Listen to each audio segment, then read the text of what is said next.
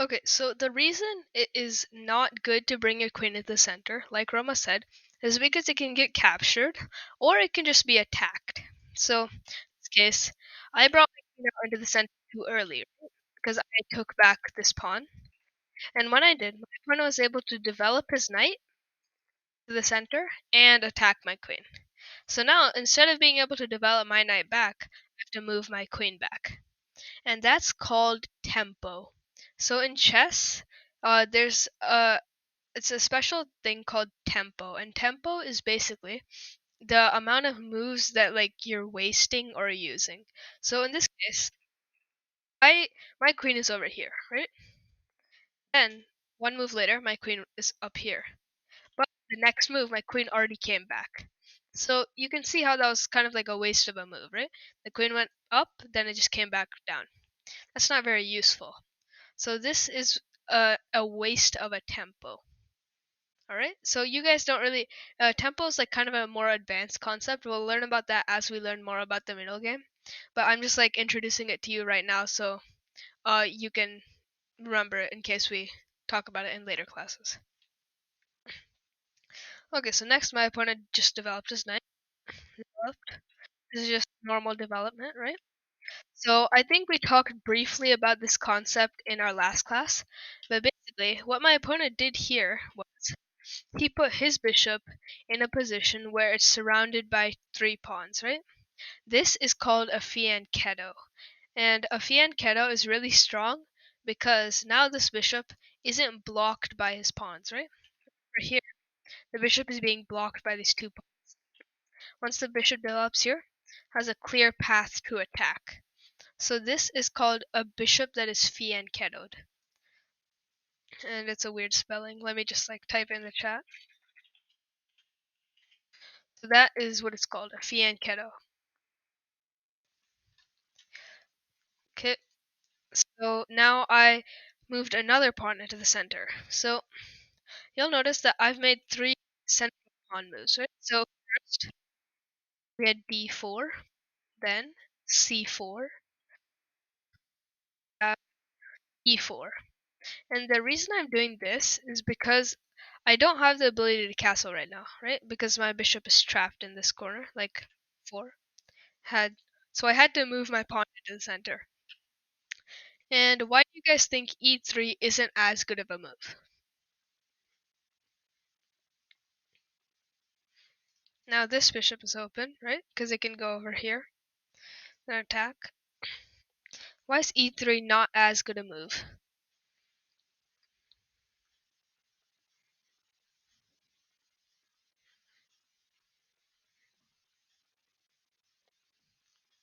Any guesses?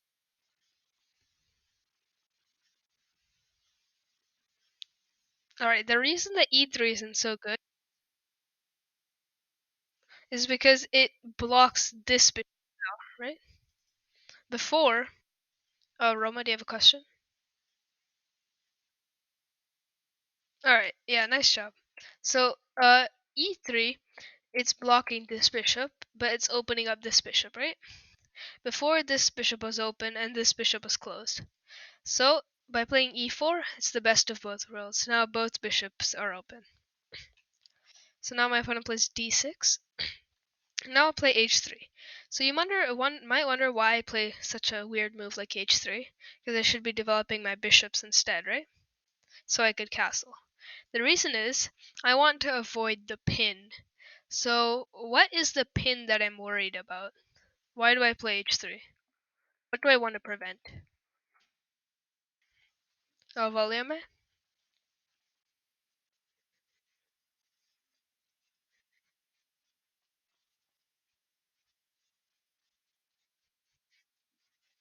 Exactly. So the bishop is going to go from c8 to g4, right? And give a pin. I don't want that to happen because pins are very annoying. So instead I just play h3. Now my opponent plays queen to a5. Now he pins my knight to the king, right? So I play bishop to d2. I break the pin. So now I can move my knight freely. Castle. And I develop my other bishop. And now I've moved my knight into the center. So you see that I'm attacking his queen with my bishop, and I have a strong knight attacking many squares, right? So this is a pretty good position, but the trade-off is, even though I have a strong knight, his bishop is really strong too. His bishop is attacking this pawn right now, right? But what happens if he takes this pawn? What will I do?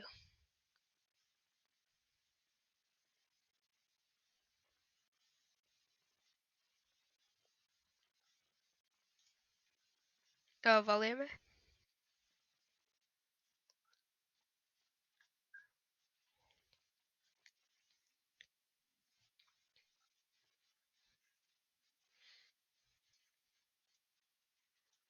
Okay, so Valeme says rook to b1. How about Roma?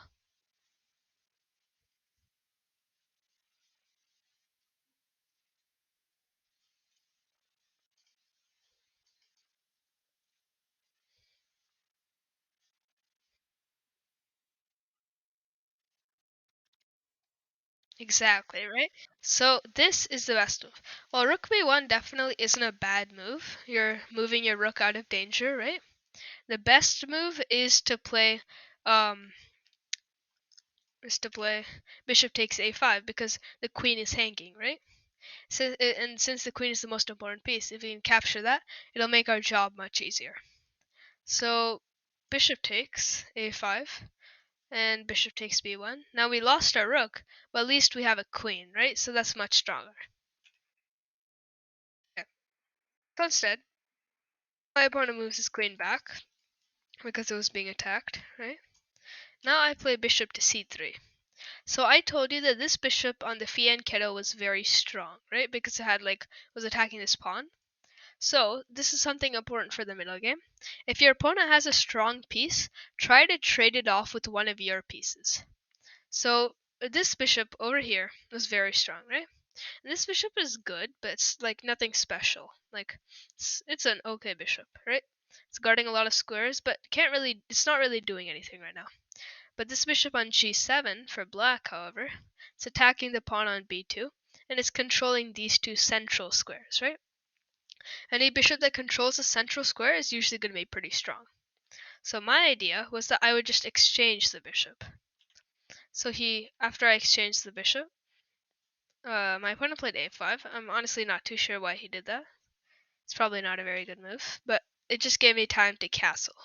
Now my king is safe, and I have multiple pawns in the center, right? Attacking some squares.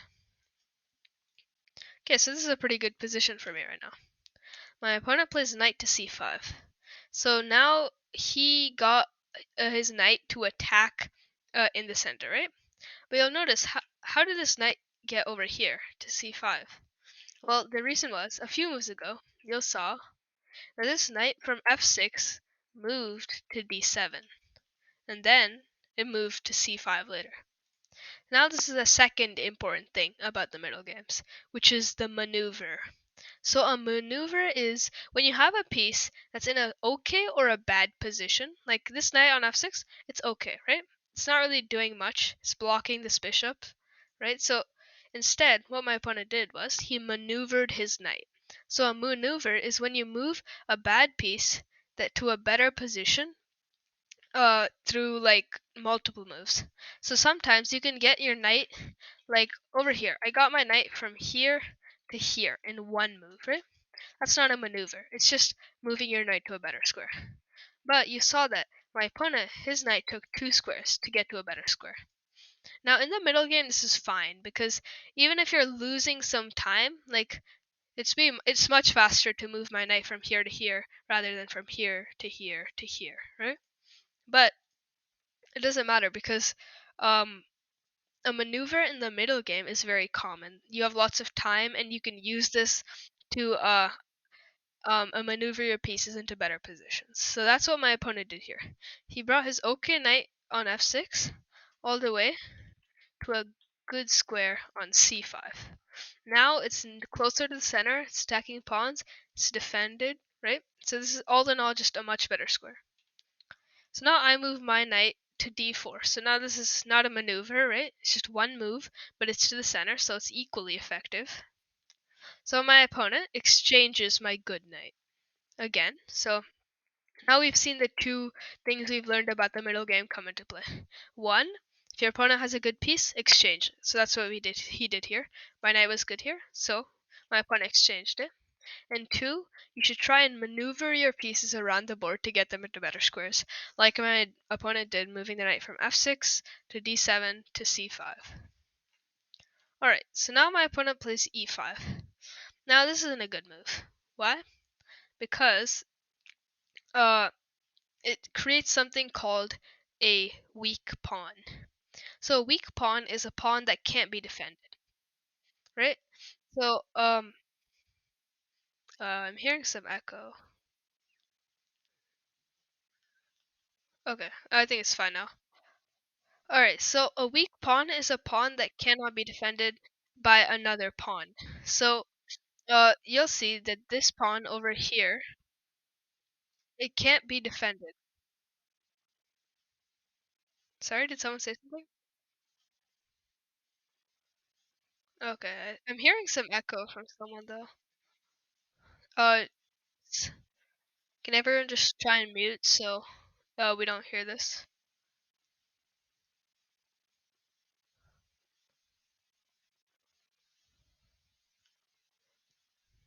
Okay, so yeah, I don't hear any echo right now. Okay, so this pawn, can it be defended by any other pawn? No, right? Because like it would need two squares to move over here to be defended by this pawn. But it's basically just like stuck, right? It's completely blocked. So that means that this pawn cannot be defended by any black pawn. And the reason that's bad is I can just pile all my pieces and attack this pawn and take it. So my opponent created something called a weakness.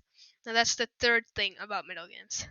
So this is a lot of like material, but we'll go over it the next few weeks. I'm just here to give an introduction about it. So this is the third thing about middle games. Try and force your opponent to create weaknesses. See, you saw here, I put my queen in a really good square, right, in the middle, attacking a lot of places, right?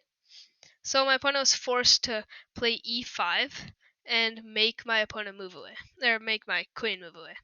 So now, even though my queen's not in a good square, it's still in a good square, it's just not in the best square, at least I have a weakness on d6 to attack. Now I try and put my rook here to pile up and attack this, right? Now my rook and queen are attacking the pawn, but only my opponent's queen is defending, right? That's the only defender.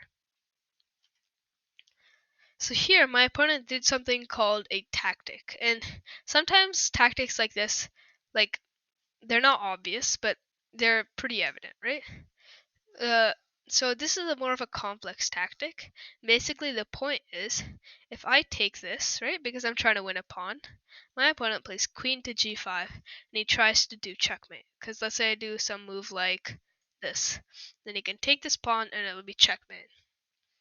So I don't want that to happen. So instead, I play bishop to f1.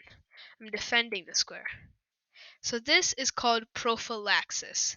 And that's just a big fancy word you don't really need to know. It's basically just like predictions. So predicting what your opponent wants to do and preventing it before they can play it. So I know my opponent wants to move his queen here and checkmate, right? So instead of taking this pawn immediately, I'll just go back and defend. So now if he plays queen to g5, which I think he might have. Yeah, that's what he did play. Now my bishop is already protecting this pawn. So I played g3, and the reason is he's still threatening to take on h3. And remember what this is called? Let's say I played a move like here. If he takes, why can't I take back? It's because it's a pin, right? The pawn is pinned to the king.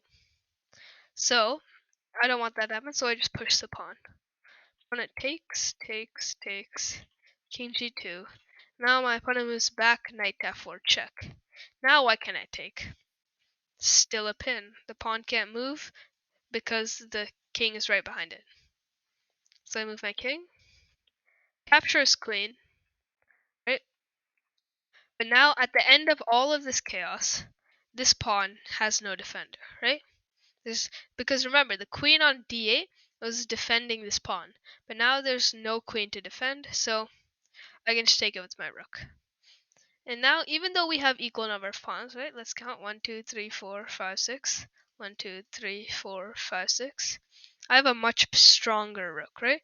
A rook on an open file, right? Because remember, files are up and down, ranks are left to right. So since I have a strong rook on the open file, I was slowly able to win this game. I got into a rook versus rook endgame, and then I just slowly won this game. I created something called a passed pawn, which we'll learn about when we're looking at endgames. So the passed pawn is basically a pawn that can't be stopped by a black pawn.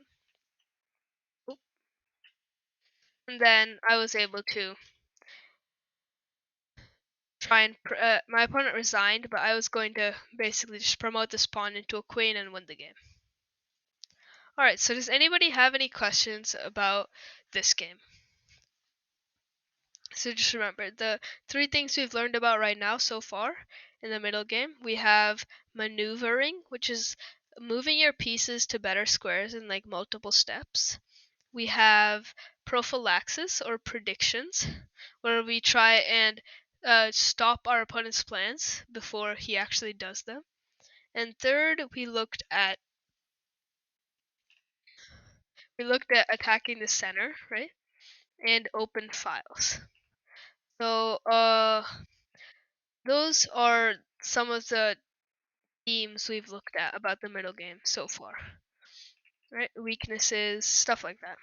So we'll learn more about this in this next game. So now we looked at one win. Now let's look at one of my draws. So my opponent, his name was Austin. I was playing white again, and his rating was 1912, and I'm 1930. So since my rating is technically a bit higher, I should be winning this game.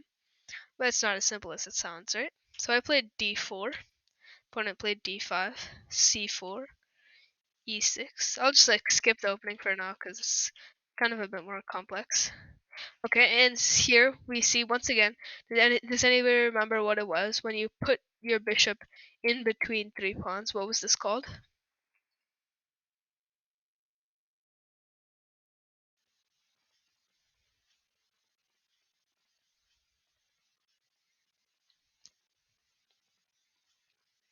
Does anybody remember?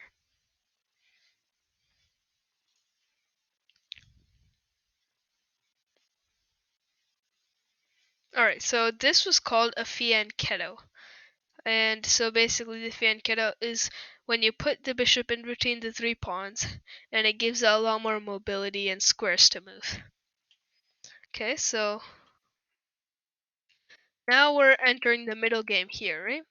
I still haven't castled. I'm delaying castling for just a bit so I can, allow some of my other ideas to occur. But what I'm doing here is, this knight here, it's defending this pawn, right?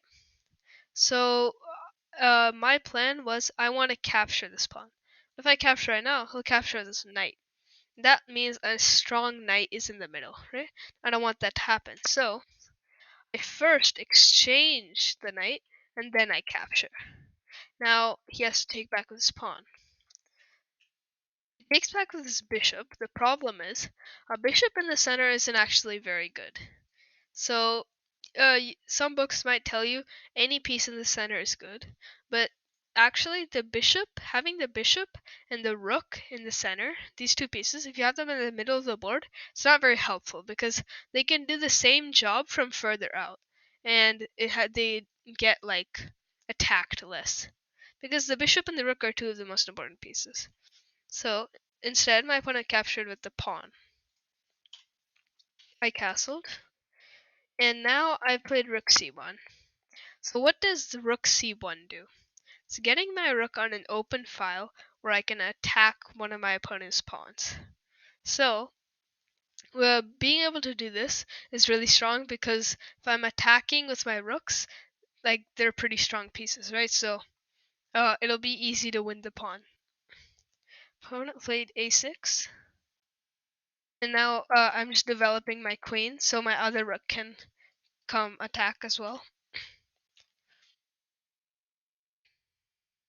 Okay, so now here is another middle game strategy we're gonna look at later on. So this is called doubling the rooks.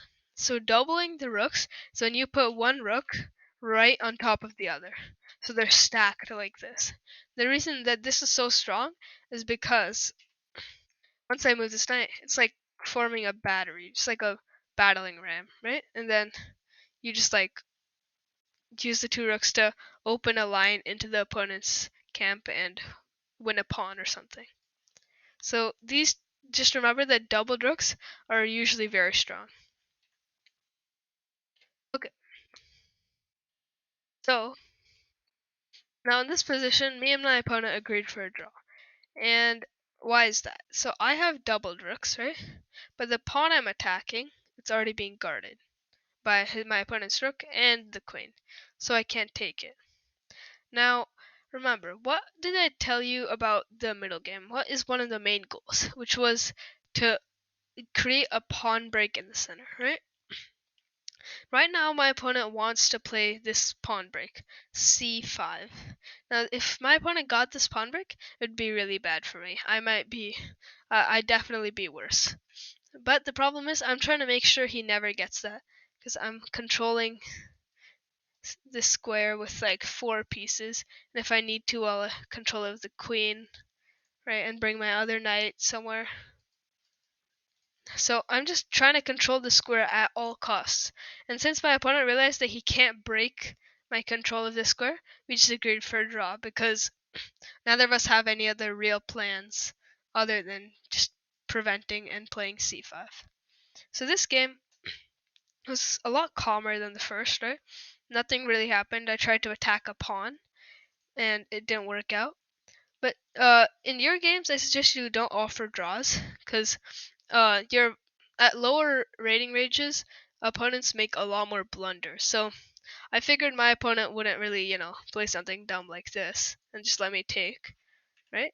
But at lower ratings, it's sometimes possible, like not directly blunders like this. I'm sure this won't happen in your games, but where they might miss a fork or a pin, or forget that their pawn is attacked or something like that, right?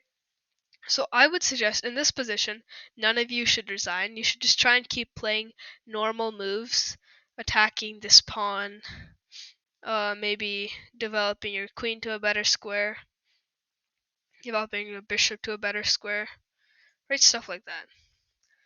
Okay, so now let's look at, that was a pretty short example. Now let's look at a third example. And this is another example of what could happen in the middle game. So we've looked at a calm middle game where you just try and attack pieces, right? Attack pieces and pawns. We've looked at the first game, which was where you try and maneuver your pieces and create weaknesses in your opponent's camp that you can capitalize on, right? Or just take in the future. So this is the third like most common scenario in the middle game where you get an attack. So an attack is basically where you use all your pieces, not all your pieces, but as many pieces as you have, and some pawns to try and checkmate the opponent's king really quickly. So I'll show you how that looked in this game.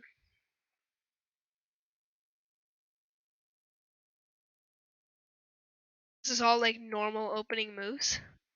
Looks kind of chaotic with all these pawns in the middle, but this is all just normal stuff.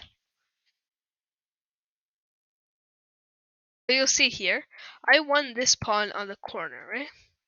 And the reason that it's good that I won that pawn is now this king has less protectors. So usually king is protected by 3 pawns right in front of it.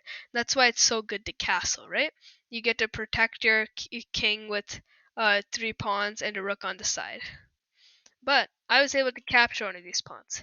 So now it's like leaving a gaping hole in the opponent's king's camp. So now I might be able to attack using this file, which is what I did. Okay, so here, now my plan is to maybe try and give a check and attack the king, right? But my opponent was able to defend well. So this is called a rook lift. It's when you move your rook up the board to go to the sides and attack the opponent's king. But that didn't work because I had to defend my queen side. And slowly I tried to bring more of my pieces to attack his king.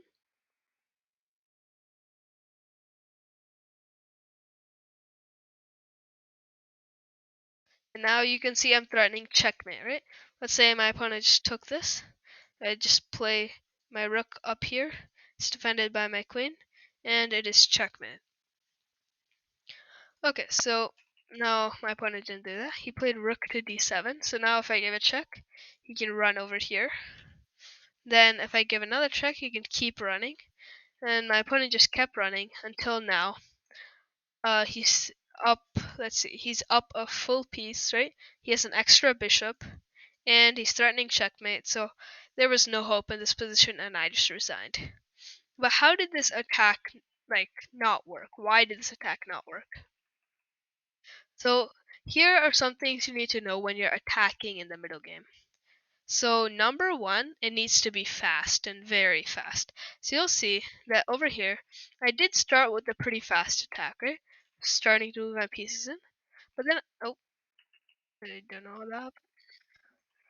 So I had a pretty fast attack. I was developing my pieces, ready to attack the king. But I started to play too slowly. This move b3, it was pretty bad because when you're attacking, you shouldn't really care about like a single pawn. You should just move your pieces in and start, destroying the opponent, basically. But I took too much time. This bishop move is also a waste. I wanted to try and bring the other rook, but I should have been focusing on attacking, right? Then another waste of a move. So you see how these tempi, which is the plural form of tempo, which we learned was time in chess, right?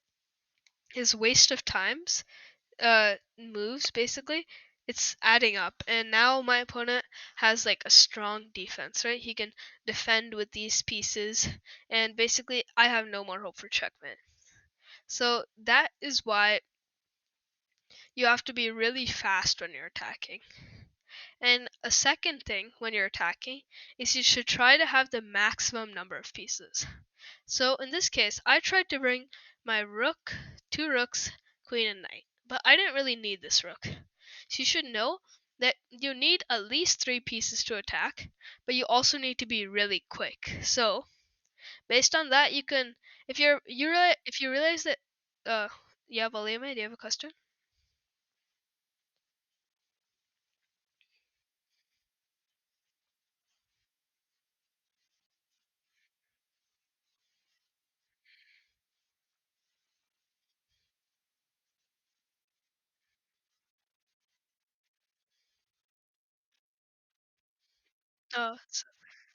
Yes, the king can't run. Yeah, the problem with that is this pawn here is defending g5. So if I tried to move my knight there, it would just be taken. But good try. Okay, so like I was saying, you need at least 3 pieces to attack, and you also need to be really quick. So those are two of the major requirements. So another one is when you're like attacking, you shouldn't always just look purely for checkmate. If it comes an opportunity where your opponent has to give you a free rook, so then they can stop checkmate, instead of just keep on looking for checkmate, just just take the rook and use that to win in that game, because it's not worth it to just attack for again and again and again, where you could just take a rook and win in a few more moves. It would be much easier, right? So that is how we attack in the middle game. So now we've looked at a few examples of slow maneuvering chess where you have to maneuver your pieces and try and take advantage of weaknesses that your opponent's created, right? Now this is the other type of middle game where you are just attacking your opponent with at least 3 pieces, and you have to attack very quickly. Alright? So you don't along with pieces, it's also good to have like a few pawns. Like this pawn over here, it's pretty strong, right? It's defending. Could have also tried and moved this